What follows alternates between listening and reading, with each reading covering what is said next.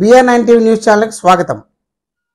కాకినాడ జిల్లా పెద్దపల్లి నియోజకవర్గ ఉమ్మడి అభ్యర్థి నిమ్మకాయల చినరాజప్ప రేపు కౌంటింగ్ జరుగుతున్న తరుణంలో శాంతి భద్రతలకు విఘాతం కలిగించకుండా తెలుగుదేశం కార్యకర్తలు, జనసేన కార్యకర్తలు మరియు బీజేపీ కార్యకర్తలు వ్యవహరించాలని చెప్పి హితవు పలికారు.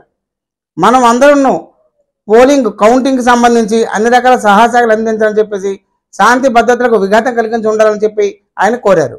అందరికీ నమస్కారం. 13వ తారీఖుని సారస్వత ఎన్నికలు జరిగినాయి. రేపు 4వ తారీఖున కౌంటింగ్ ఉంది కనుక మనందరం కూడా ప్రశాంత వాతావరణంలో కౌంటింగ్ జరిపించుకోవాల్సిన అవసరం ఉంది. ఎందుకంటే ఇప్పటికే ఎన్నికల కమిషన్ ఆదేశాలు ఇచ్చింది.